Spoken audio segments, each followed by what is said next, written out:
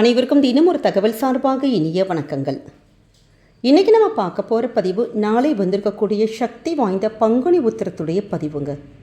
எல்லா முருக பக்தர்களும் எதிர்நோக்கி காத்து கொண்டிருக்கின்ற அற்புதமான முருகனுடைய பங்குனி உத்திர திருவிழா.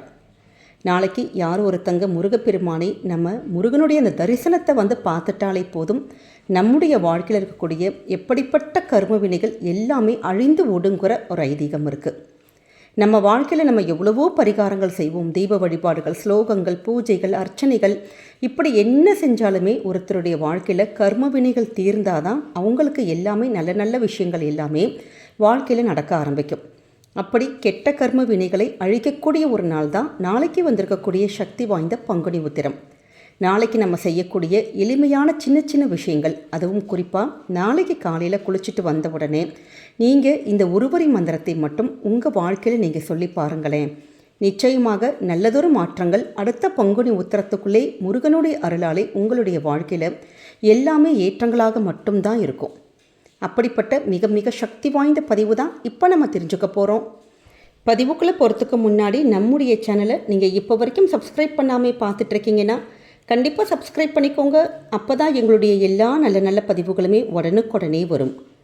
பக்கத்தில் இருக்கக்கூடிய பெல் பட்டனை மறக்காமல் கிளிக் பண்ணிக்கோங்க. இப்போ பதிவை பார்க்கலாம்.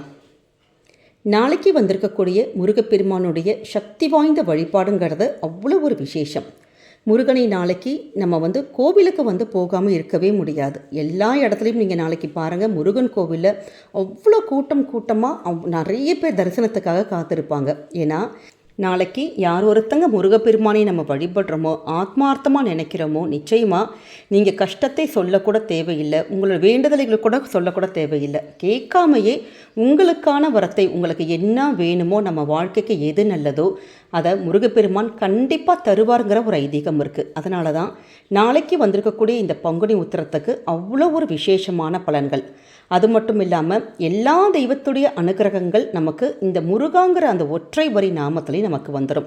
முப்பெரும் தெய்வங்களுடைய அந்த பெயர் தான் அந்த முருகா அப்படின்னா. ஏன்னா நமக்கு முகுந்தனை, நமக்கு சிவபெருமானை, பிரம்மனை, இப்படி எல்லா தெய்வத்துடைய நமக்கு அந்த பெயர்கள், அவங்களுடைய வழிபாடுகளை நம்ம தரிசனம் செஞ்சதற்கு சமம் இந்த முருகாங்கிற ஒருவரி நாமம். அதனால தான் நாம் நாளை தினம் செய்கின்ற வழிபாடுகளுக்கு அவ்வளோ ஒரு மகத்துவம் இருக்குங்க. நாளை தினம் நம்ம என்ன செய்யணும்னு கேட்டிங்கன்னா, காலையில் நம்ம குளிச்சுட்டு வந்த கையோட இது மாதிரியான விசேஷமான நாட்களில் எப்பயுமே நம்ம குளிக்க போகிறதுக்கு முன்னாடி சின்னதான ஒரு விஷயத்தை மட்டும் நம்ம செஞ்சுட்டு குளிக்கிறோன்னு வச்சுக்கோங்களேன், கண்டிப்பாக நம்முடைய வாழ்க்கையில் மிகப்பெரிய மாற்றங்கள், மிகப்பெரிய எவ்வளோ ஸ்ட்ராங்காக ஒரு கர்ம வினைகள் இருந்தால் கூட, அந்த ஒரு கெட்ட நேரம் நமக்கு நடக்கணும்னு விதி இருந்தால் கூட அந்த விதியை மாற்றக்கூடிய சக்தி இது மாதிரியான சின்ன சின்ன விஷயத்துக்கு இருக்குன்னு சொல்லிட்டு நம்முடைய முன்னோர்கள், ஆன்றோர்கள், பெரியோர்கள் எல்லாம் சொல்லிட்டு போயிருக்காங்க. குளிக்கிறதுக்கு முன்னாடி நம்ம குளிக்கிற தண்ணீரில் சில பொருட்கள் நம்ம கலந்து குளித்தாலே போதும். நாளைக்கு புதன்கிழமையோடு வந்திருக்கக்கூடிய பங்குனி உத்திரம். அப்படி குளிக்க போகிறதுக்கு முன்னாடி அந்த பக்கெட்டில் தண்ணி பிடிச்சி வச்சுருப்போம் பார்த்தீங்களா, அந்த தண்ணியில் ஒரே ஒரு பிஞ்ச் கல்லுப்பு, எப்பயுமே கல்லுப்பு அப்படிங்கிறது அந்த கல்லுப்பு கலந்த தண்ணியில் நம்ம குளிக்கிறதுங்கிறது நம்மக்கிட்ட இருக்கக்கூடிய எதிர்மறையான விஷயங்கள், அதாவது நெகட்டிவ்ஸ், அதாவது வெளியிலேருந்து வரக்கூடிய எண்ணங்கள் மட்டும் கிடையாதுங்க. நிறைய பேர் நம்ம மனசுக்குள்ளே தேவையில்லாமல் இது நடக்குமா நடக்காதா அப்படின்னு கெட்ட கெட்ட எண்ணங்கள், கெட்ட விஷயத்தை நிறைய அப்படி மனசுக்குள்ளே அப்படி தேக்கி அந்த அழுக்குகளை வச்சுருப்போம் பார்த்தீங்களா.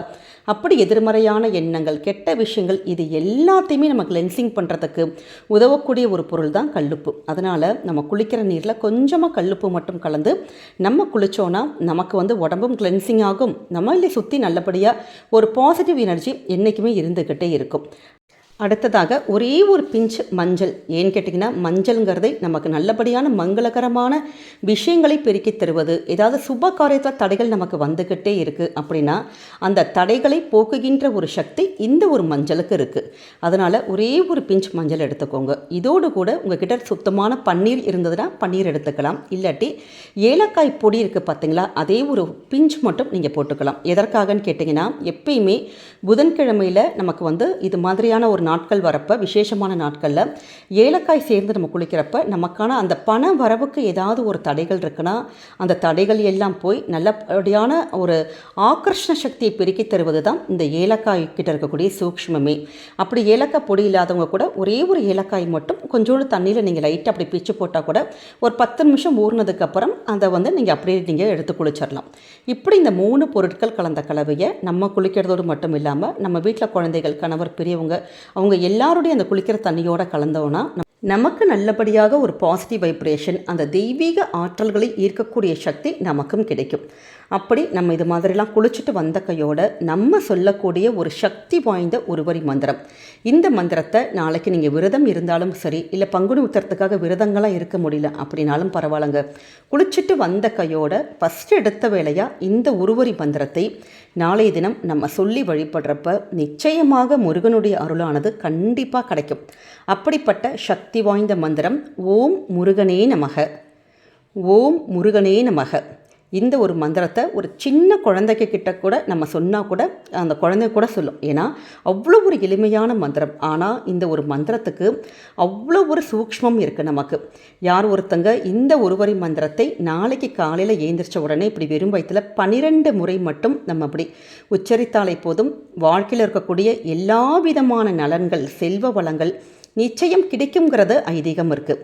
இந்த மந்திரத்துக்கான அந்த பலன்களே அதுதான். நமக்கு என்னெல்லாம் நலன்கள் கிடைக்கணுமோ அது எல்லாமே கிடைக்கும். குடும்பத்தில் ஒரு நல்லபடியாக ஒரு செல்வ வளமானது நமக்கு தேடி வரும். அது மட்டும் இல்லாமல் குடும்பத்துக்கு வேறு ஏதாவது சுப காரியங்கள் நடக்கணும், நமக்கு வாழ்க்கையில் எது நல்லது நடக்கணுமோ அந்த எல்லா நலன்களையும் தரக்கூடிய சக்தி வாய்ந்த மந்திரம் தான் ஓம் முருகனே நமக. நாளைக்கு 12 முறை நீங்கள் இந்த ஒரு மந்திரத்தை மறக்காமல் சொல்லுங்கள். சப்போஸ் ஏந்திரிச்ச உடனே நான் மறந்துட்டேம்மா அப்படிங்கிறவங்க பூஜையில் நீங்கள் காலையில் தீபம் ஏற்றி வழிபடுவோம் பார்த்திங்களா, அந்த நேரத்தில் இந்த மந்திரத்தை சொல்லலாம். கோவிலுக்கு போகிறவங்க கோவிலில் நம்ம சுவாமிக்கு முன்னாடி இந்த மந்திரத்தை சொல்லி நீங்கள் வழிபடலாம். இந்த ஒரு மந்திரமானது நம்ம வாழ்க்கையில் எதிர்பாராத அளவுக்கு நல்ல ஒரு மாற்றம், நல்ல ஒரு முன்னேற்றம், முருகனுடைய அருட்கடாட்சம் என்றைக்குமே நமக்கு கிடைக்கும். அதனால் இதை விரதம் இருக்கிறவங்களும் சொல்லலாம், விரதம் இருக்க முடியாதவங்களும் தாராளமாக எப்போ குளிச்சுட்டு வரமோ கையோட இந்த ஒரு மந்திரத்தை நீங்கள் சொல்லுங்கள். அதுக்கப்புறம் உங்களுடைய அன்றாட வேலைகள் என்னென்ன நம்ம செய்வோமோ அந்த விஷயத்தை நீங்கள் செய்யலாங்க. நாளை தினம் மட்டும் இந்த சின்ன ஒரு விஷயத்தை உங்களுடைய வாழ்க்கையில் நீங்கள் ஸ்டார்ட் பண்ணி அந்த ஃபாலோ பண்ணி பாருங்கள். கண்டிப்பாக உங்களுக்கு வாழ்க்கையில் நல்லதொரு மாற்றம், நம்ம என்ன விஷயங்களுக்காக நம்ம எதிர்பார்க்குறோமோ, என்னெல்லாம் நமக்கு நடக்கணுமோ அது எல்லாமே இந்த பங்குனி மாதமானது நமக்கு தமிழ் மாதத்தில் வரக்கூடிய ஒரு கடைசி மாதம். அடுத்து வரக்கூடியது சித்திரை வருஷப்பிறப்பு.